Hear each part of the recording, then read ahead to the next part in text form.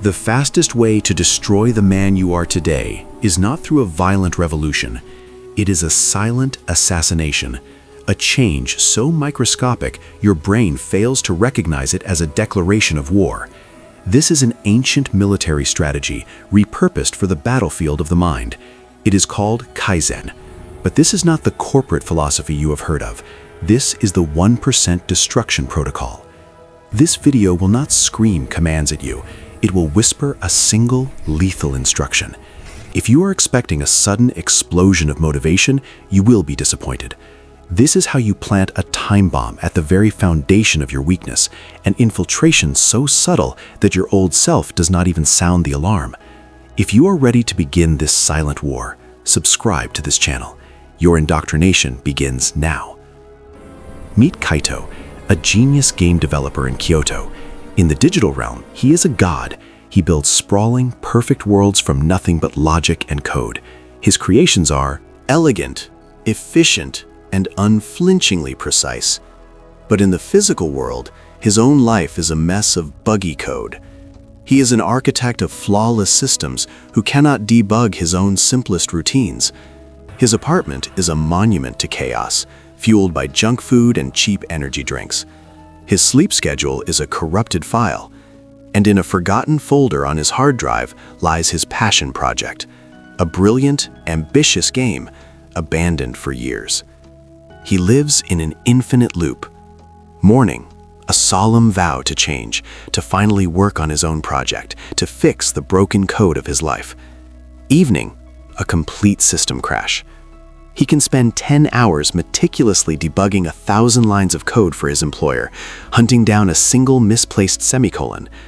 But he cannot find the willpower to debug the glaring error in his own operating system, the impulse that leads him to waste hours on mindless gaming and the endless scroll of social media. He is a master of a digital universe and a slave in his own reality. Every night, he falls asleep to the low hum of his computer. Another day lost to the cheap dopamine of a life unlived. The breaking point arrives not as a whisper, but as a public execution. A major update for the game his team manages goes live. Within minutes, the system crashes. The servers are flooded.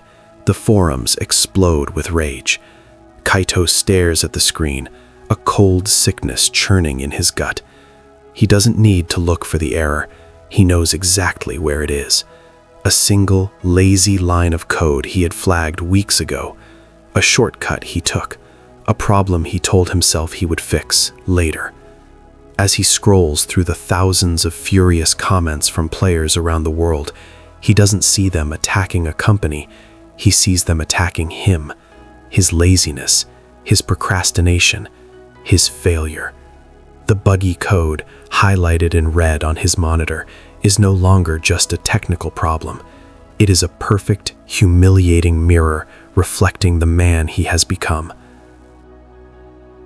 In the suffocating silence of his apartment, surrounded by the digital wreckage of his failure, Kaito began to erase himself.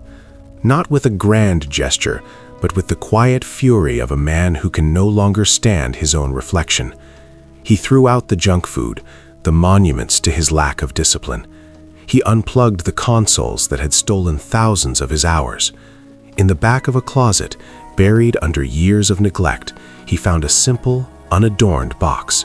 It had belonged to his grandfather, a stoic and disciplined Go master from Kyoto. Kaito expected to find a polished game board and stones. Instead, there was only a small, hand-bound book.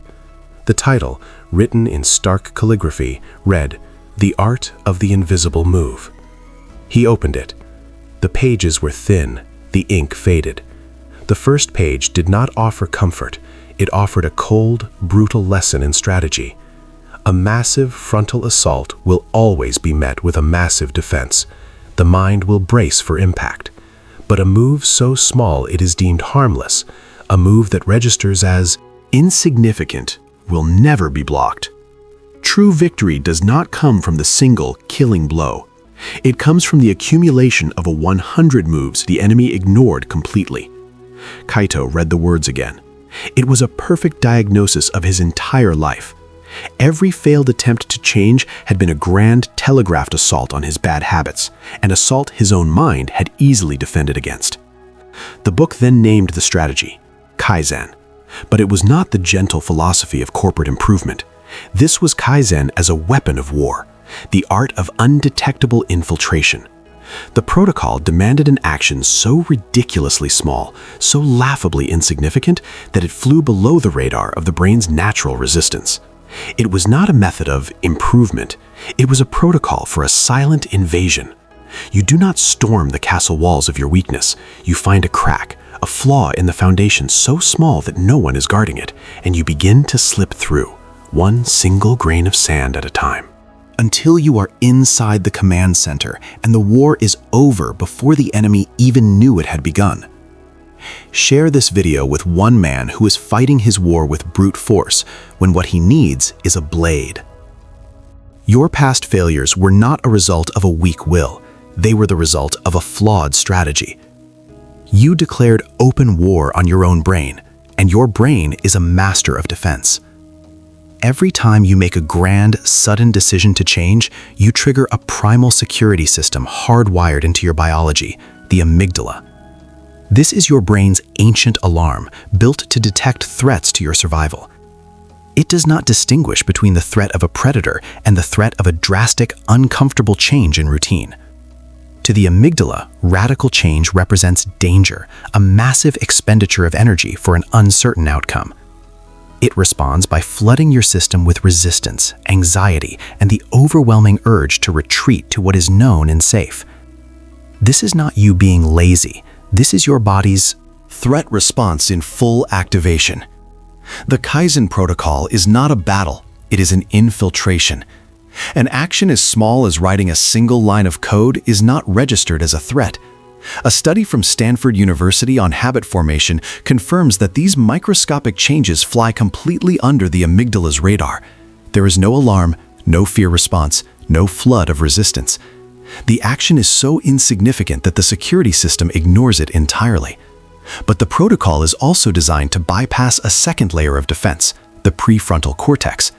This is the logical, energy-conserving part of your brain that generates all your excuses. It calculates the high cost of a massive effort and vetoes it to save fuel. But the cost of a single line of code? It is almost zero. It is neurologically easier for the brain to simply perform the action than to formulate a logical reason not to. You are not fighting your weakness, you are exploiting it. Each time you execute the invisible move, you are laying down a single fiber of a new neural pathway. The action is repeated without resistance, day after day. The fiber becomes a thread. The thread becomes a cord. The cord becomes an unbreakable cable. You are physically rewiring the structure of your brain, building a new superhighway for behavior while the old, overgrown path of procrastination falls into disuse. You are not trying to change. You are engineering the neurological architecture that makes change inevitable and effortless. Kaito did not try to finish his game. He did not set a goal. He did not create a schedule. He followed the protocol. One command. Before the coffee, before the shower, before the day's distractions could launch their assault, he would sit at his computer, open the abandoned project file, and write one single perfect line of code. Not two, not a function, not a class. One line.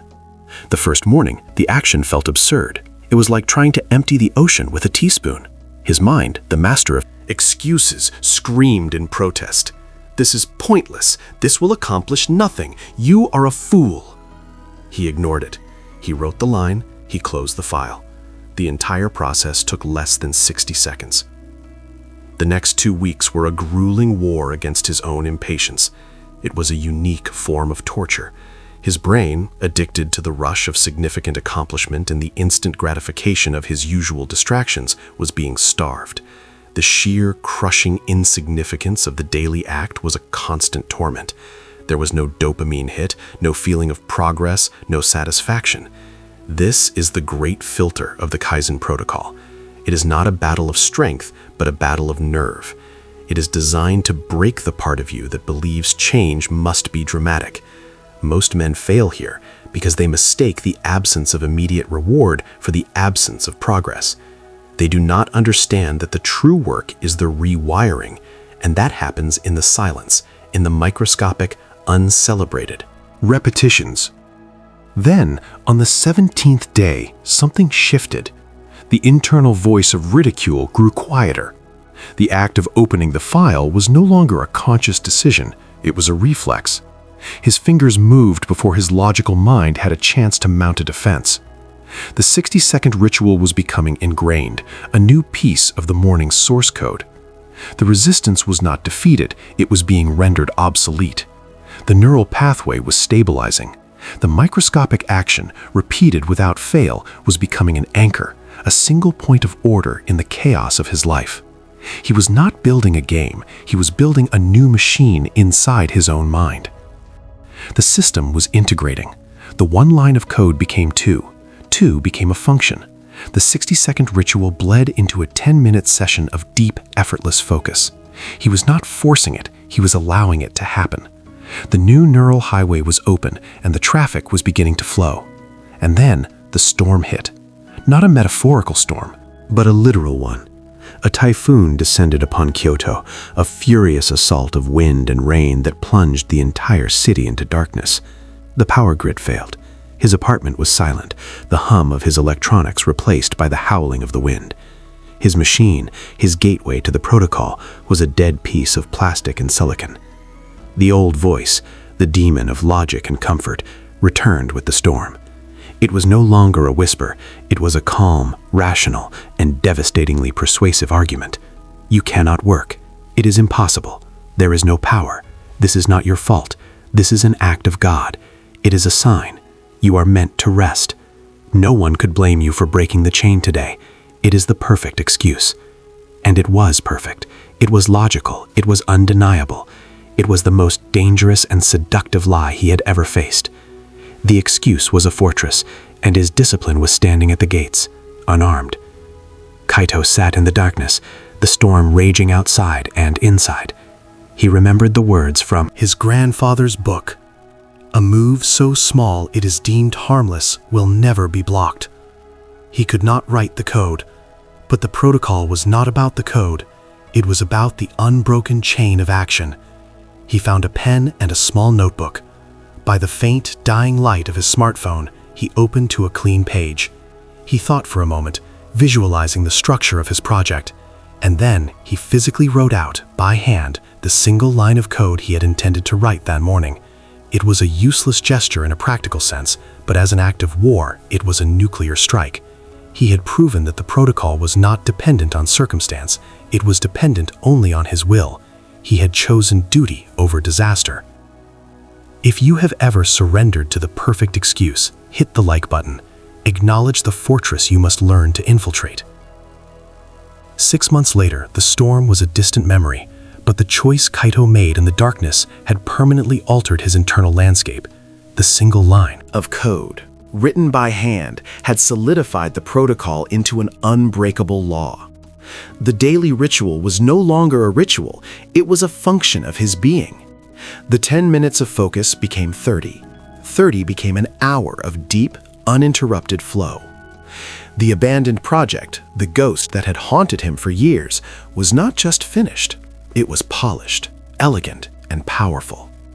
He submitted it to an indie game festival, not with hope, but with a quiet sense of duty. 2 months later, it was acquired by a major independent studio. The transformation was seismic, but silent.